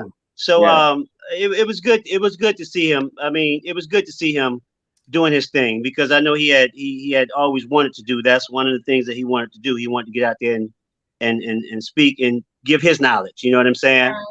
So it was good to see him do that. Okay. Hey, Kenny Martin says, Ken, tell them what you're getting ready to do. You heard that, Kendrick? But definitely. Oh, you talking? Oh, as far as working on music and stuff like that. Definitely. Yeah, you said tell them what you're getting ready to do. We was asking what you guys were doing now, so it's your turn. Kenny Martin want to know what you're getting ready to do. Man, I mean, we're checking out sounds. You know, we're checking out new music. I mean, between the three of us, we got some projects that we're working on ourselves individually. So, and like I said, and we working because Maquet does production as well as our boy X-Man. So X-Man and Capone out of can you hear me? Yeah, I hear you. Yeah. Oh yeah. So they got a production camp out in West Palm Beach. So I'm supposed to be working on some stuff with them. But yeah, just really trying to find some good music that kind of resonates with what's going on right now. Yeah. You know. That's right. That's nice. Hey, Ken and Quet, do y'all miss Cali? I miss it. I miss it at times. I don't miss it. I'm out here, baby. I miss it. I miss it at times. Yeah, I do. I miss the weather. You know, y'all know it down here is hot. You know what I'm saying? It's hot. You said it was hot up there. Oh no, it's beautiful right now. It's beautiful. It was, but see, we used to get warnings out there because the heat index was so high, but we had that cool wind blowing off the bay, so we would never know it was getting that hot. So they used to have advisories all the time about all right, make sure you stay in, or this here, or the UVs are out there kicking today. So, but I just didn't. The weather was good. The weather was always good to me. Yeah, but I do miss Florida though. I miss y'all. Yeah, I miss Florida. You think you'll move Ken just came back home. He did. I always say, I don't know. But when I do come home, man, but I tell y'all, I'm gonna tell y'all when I really know I'm home, man, is when I because last time I came, and it's crazy. I see that St. Pete sign, right? Right. And then once I get down there around like, I can't remember the exit, man, but I started smelling that barbecue. I was like, okay, I'm home. Damn, I'm home, man. Okay. So you got him. He got your weakness. For the barbecue ribs. Yeah. Well, I mean, I don't eat meat no more, but when I smell that barbecue, I know I'm in St. Pete. Yeah. Wow, that's cute. And I got the smell in my nose right now. I know what it smells like. It's like, oh, that's home right there. It's hard to be vegetarian in the South. I don't care what nobody say. They can try to spin it how they want, but it's hard to be a vegetarian in the South. I'm sorry. True. Yeah. I feel you. But go ahead, Ken. Now I want to say, Candace said y'all killed Swish cover. I want to be closer. Oh my God! Oh, I love that record. Yeah. Okay. That is a good song right there. What were you about to say, Ken? Yeah, go ahead, Ken. You can't hear us? Go ahead. We're saying go ahead and speak. We were waiting for you to say something, Ken. Dang, we lost. Oh, we can't hear you now. Oh, you can't hear. Oh, we can't hear. I don't know what's going on. Well, I'm gonna give y'all one of our Rick James stories, right? Because we knew Rick way before we did the thing with Hammer. So one night, Rick called us on the phone, right? Because we were supposed to go to New York and spend some time at his estate there and record a new album for CBS Records. So Rick called us one night, and Rick was being Rick, Rick was being Rick. And so Rick said, I got an idea for y'all guys. He said, I want y'all, we're not gonna have y'all wearing the Temptations type suits and doing the steps, y'all.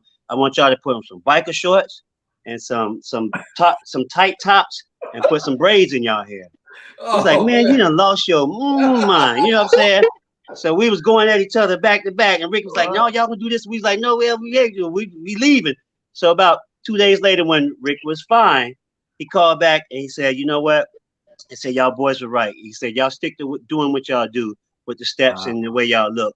And I'd be damned if 2 or 3 weeks later, Milli Vanilli didn't come out and sell 1 million records with that same look. So Rick had the idea, but it just wasn't for us. You know what I'm saying? Yeah. I mean, but what year was this that he wanted y'all to go to the braids and everything? That was 87, 88. Oh yeah, like it was already that was you know what I'm saying? And everything else. Then oh, we weren't having that. Yeah, that was Quit. That was before you can't touch this, huh? That was before Hammer did you can't touch this. Yeah, that was before Hammer. 89. This is in 87. Yeah. But Rick James, he didn't walk around saying I'm Rick James, bitch, did he? Nope. He wasn't on that yet, huh? I still laugh at that. Yeah, that was crazy, man. He wanted y'all to wear the beads and all, like y'all was in his zone. Rick, 70s. From my understanding, now that I went back and watched one of his stories, one of the biographies on him. Rick wanted everybody to wear that. You know, his whole group, his whole band. He had wearing the hair, you know, because back in the day they didn't have the glitter like that, so they used to literally break up glass and put it in their hair for the shining. And so Rick literally had his whole band, you know, wearing with that look, you know. And I think if I'm not mistaken, I think I saw one of the guys. He still had his hair like that. You know what I mean? Yes, and we saw that too. It was on Showtime. You saw it? Yep. Yeah, and Wow. he said that he got it from like somebody sitting beside an African lady that was sitting beside him on an airplane. Yep. Wow. And that's where his braids came from. Yeah. You know what? He was kind of like Prince. Prince had his whole band dressed a certain way. Yeah, exactly. You know, Rick was kind of. Well, that's what Rick was getting upset about. Rick was like, hey, he trying to do me better than me. Like, he can't be introing for me on these concerts and then he doing me before I can even come out and do it. Exactly. That's one thing. And that's one thing about us. You know, we always stood our ground. We didn't care who you were. You know, we from the South. We were from Florida. We didn't care who you were. If we didn't agree with something, we weren't gonna let it go down like that. Yeah, we weren't doing it. And they respected us for it. Yeah, they respected us for it. That imitation is the best flattery, or is it just annoying? The last one you just said. That part, right? That part, yes. Hey, Chip, do y'all think groups will come back strong again like it was in the 90s? Do y'all think it'll come back around? You know what? I don't know. I mean, the group thing, I don't know. I hope so. Because that whole unity thing was like all the groups in the 90s, man. It was like, come on, you know, it was a unity thing. So I would say, I hope it does come back, but I don't know.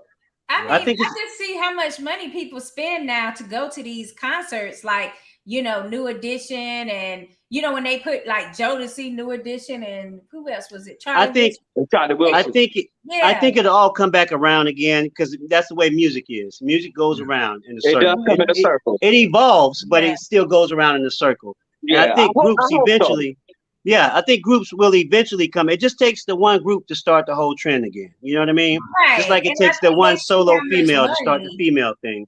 It takes the one solo male to start the male thing. It just takes one group to come out, and next thing you know, you have more groups coming out. They're out there. They are out there. But you think about the groups that are out now is them groups that's overseas. Yeah, the Asian groups. Yeah. I mean that's the only group I know. You know, it's like and they copying big time. You know, it's a Japanese group. There's a Japanese group. There's a Japanese girl group called Special Generation. You serious? Special Generation? What? Yep. There's a Japanese girl group. Yep. Y'all own that name, don't y'all? Quit? Huh? Y'all own that name, don't y'all? But you know, Japan ain't looking at us like that. Yeah, they don't follow. They're way over there. You know what I'm saying? They way over there. I didn't know that. Yeah, it's a girl group. I think it's 5 of them too. Yeah. Was they on Special Generation show recently, like the Grammys or something? Was that? I think they did. Yeah, I think so.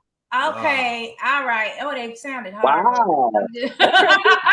Don't, you ain't got no worries, Connie, because they did not sound that hard. You They know? were like, oh no, this the wrong special generation right here. This needs Right? this next generation. This ain't special generation. That's right. Exactly. You got the American version, you got the Japanese version. Yeah, okay, one guys, one girls. There you go. Okay. Okay, guys. Well, we're gonna wrap it up. We want you to also like give us each your social media information so people can follow you on your like your group page and your personal pages. Okay. Good, Chip. Well, I'm probably gonna mess it up, but y'all listen to me anyway, goddammit. So y'all can catch me on the gram, Fernando.Allen, ALLEN. Also on Facebook, Fernando Allen Carter. A lot of people are like, Carter, what's that? That's my last name. Carter. It's a Chip Carter on the news. What used to be Chip Carter. And if y'all want to listen to my music, any platform, Spotify, any platform. Apple Music, any Fernando Allen, y'all go check me out. That's right. Yeah, sure, we got to do that. Definitely. We got to check out that voice. Come on now. Feel nice now. Quet, what's happening? Ken? Oh, Ken gone? Okay. Oh, Ken gone, yeah. Well, I mean, like end of October, beginning of November, I'm gonna drop that Lady in My Life so they can check it out. Incredible I'm gonna actually let the download be free. And what I want to do is I want to if you want to donate, you can donate, and I'm gonna take that money and give it to a charity of Michael's. You know what I'm saying? I just want to give back. You know what I'm saying? I don't want to profit off this at all. I just want to take it and give back whatever donations come in from it. I'm gonna give it to one of Michael's favorite charities. And other than that, you can find me on IG. It's Maquet_Special Generation. And don't forget to check out all the ladies out there. Check out the new swimsuit line. It's Official Dreams with a Z. Shop Official Dreams with a Z. .us. So y'all go check it out. We're launching. I think we're launching within a week or so. And just go there and buy it all up, please. There you go. Now, I just had a question. Like, I mean, do y'all have something for Southern women figures? Yes. Well. The kind that's not vegan. The kind that ain't doing vegan. Okay. Well, see, that's the niche. That's the niche. We want to cater more towards the ladies with the smaller tops, the bigger bottoms, or vice versa, the bigger tops and the smaller bottoms. Oh, okay. The swimsuits are catering towards that instead of being, if you buy a medium, you got to get medium tops, medium bottoms, large tops. You can switch. You know what I mean? So we cater more towards that demographic than anything, because that's nobody's catering to that. So right, they're not customizing the female. That's body right. Properly. Cups and cakes. That's right. I got a little thing for that. It's like she got a booty that can swallow a G-string, and then she got on top, she got 2 B stains. Okay, and that's how it be too, for real.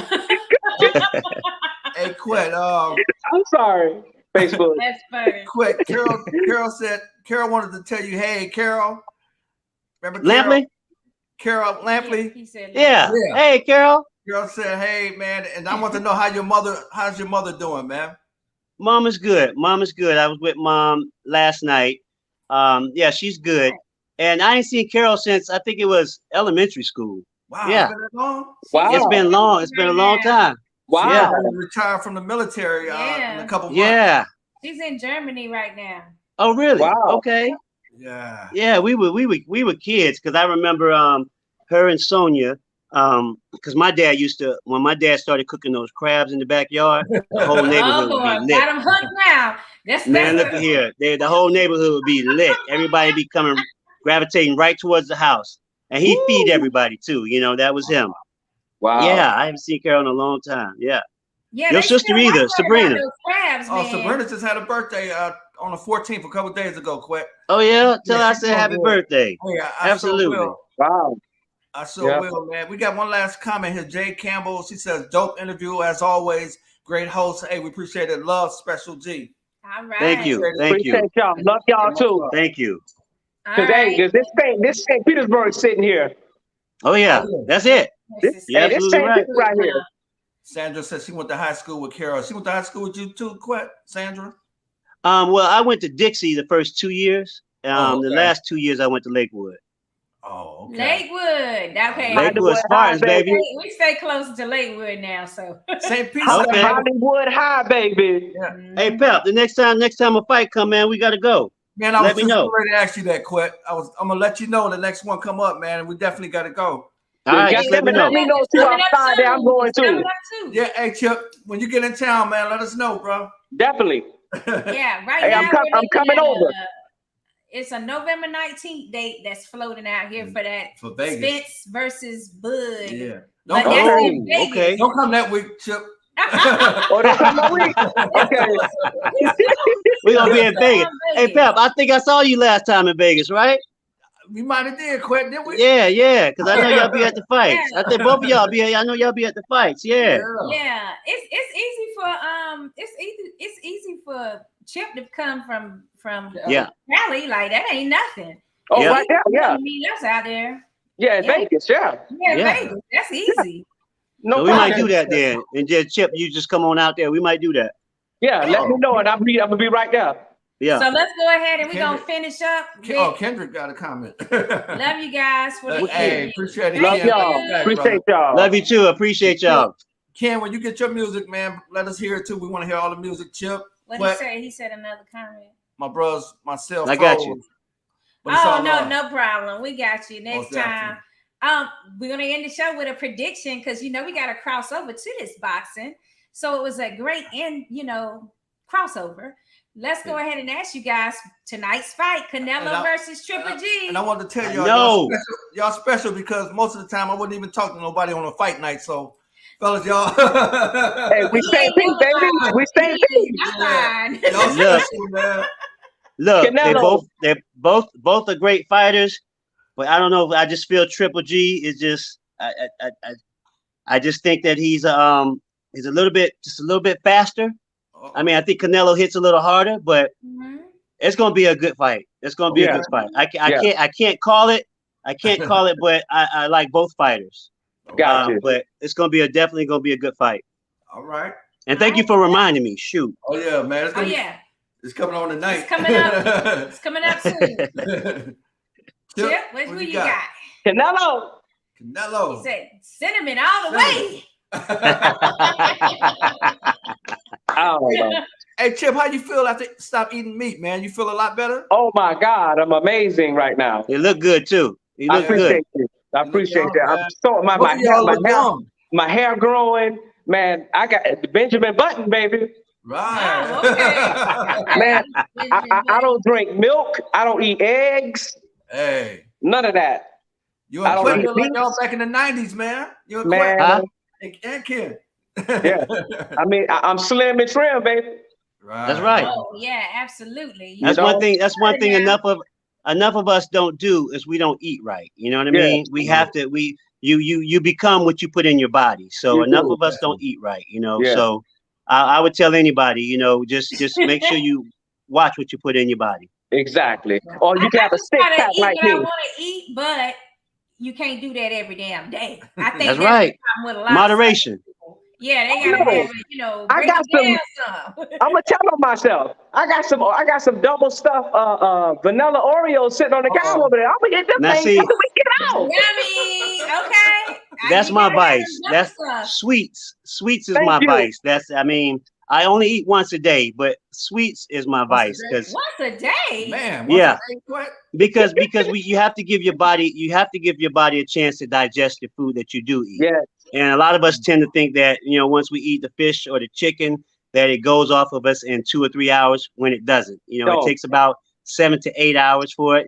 And what most of us, we eat breakfast in the morning, then 4 hours later we eat lunch, and then 5 hours after that we eat dinner, and then we repeat the same thing. We don't give our bodies enough time to digest it and get rid of it. That's why a lot of us get sick, because we have all that clogged up in us, and we keep doing it over and over and over again. This boxer told us the other day that he go like 36 hours like each week and not eat. Like he like do like a little purge and before a fight. Before a fight? No, wow. any regular time. Oh, regular. Oh, okay. Yeah, like any week, he said it keeps his weight down though. Like, but you know what? Once you condition your body to do a certain thing, your body will listen. Yeah, see, a lot of times we think that, oh man, my stomach is growling, so I gotta eat. No, you don't have to. You can drink your glass of water and watch it go away. Yeah. And watch it go away. You know, you control your appetite. Your appetite don't control you. Exactly. Hey, Quet, let me know when you find the top to go to them jogging pants you got. Oh, yeah. You gotta take a picture. You gotta take a picture of the full outfit. Oh my God. You got me with that one. I got it, boy. Look here. Wow. Yeah. Look at that, man. That's a classic right there. Man, these things got to be, man. I'm talking about 87, man. Was your name on the back of it? Was your name on the back of those shirts? No, yeah, our name's on the front right here. I got the jacket. The jacket hanging up somewhere. Yeah, I have it. But now I ain't gonna try the jacket on though, because I tried the jacket on. That might. Hey, y'all, what about the suits? Them suits y'all were wearing on shows. What happened to them suits? Like some a lot of those suits were in because we traveled with big cases of wardrobe stuff. So a lot of those suits were left in there. They probably somewhere in storage somewhere. Ham may have them somewhere. I know Ken has a few of them. Yeah, but a lot of those were still in storage. Yeah, I think I have one or two suits here of ours, and then I have one of Hammer's. Yeah, because I got some in storage also. Because when they couldn't fit, when they couldn't get Ham to fit for Ham, me and him were the same size back then, and they would fit me for Hammer stuff. Quit. I remember you came in town one time. You had a tour jacket, a leather, I think a Hammer tour jacket. You still got that? Yep, I got mine. You got yours? I think we had a Pepsi Cola one and we had a British Knight one. I got the Pepsi one. Yep, I got both. So this here is funny how y'all got these jackets and stuff when I need to have a little, what are they calling it now? Posh and Etsy sale around here, something like that with you guys. Because y'all holding on to some memorabilia that it is. I think I'm gonna put mine in some cases, like at the Hard Rock, how they have those suits and cases. I think I'm gonna put mine in some cases because it is history. I still got my shoes. I still got the patent leather shoes we used to wear on the patent leather stage. They're worn and everything, but I mean that's our history. You know what I'm saying? Yeah. I don't know where mine. I won't clean them up or nothing. I'm just leaving just like that. Your stuff right. I wasn't keeping it right. He was too busy kicking them off with them chicks. Oh my God! Don't tell on me now. Don't tell on me. They woke up and they stole his shit. Hey, now look. I ain't gonna say it. I'm just telling myself. Let me stop. Now me and Chip were roomies on the road. So we know each other's darkest secrets. So we good. That's just between us. I was gonna say y'all both gave each other hell. Damn. Boy, look here. We can tell you sometimes. Look at here. Oh Lord, don't tell them, Quet. I ain't gonna say nothing. Hey, Quet, did you find what you was looking for earlier, man? When you went to the store, did you find what you were looking for? Man, I was looking for. It's like when you join wood together. There's these fingers. It's called finger. It's a finger router bit, and I was looking for that bit, and nobody has it. I got to order it off of Amazon. Amazon. That's my daddy be up there all the time. He said I got to order it off of there because. I mean, the part it's like $200 for it, but nobody had it. I'm surprised nobody had it. Home Depot didn't have it. Harbor Freight, nobody had it. But it's this supply chain stuff going on still. A little bit, transportation issues. So that's probably. And if I would have did like I thought, 2 days ago, I said I'm gonna go ahead and order it, but then I said no, I'm gonna let me find it at the store. If I'd have did it back then, it would have been here today. It would have been. You learned the lesson. You can't do that no more. Lesson learned. Oh, it's ordered already. Man. Well, guys, we gotta go because you know what? This fight is gonna be on in no time flat. And we want to say a special thanks to Special Generation. You can find them on Instagram at Special Generation Official, baby. And we can't wait to have all of you on again so we can, chat it up again and I can get some more tea. Anytime. We appreciate it, man. Thanks so much, Chip. Yeah, bye-bye. We'll definitely all right. Hey, Pep, I'll talk to you, man. All right. Love you, brother. Hey, I love y'all. Peace. Peace. Welcome to the house, the one they talking about. Word of mouth, the boxing playhouse, without a doubt. All the latest and greatest boxing news, that's what it's all about.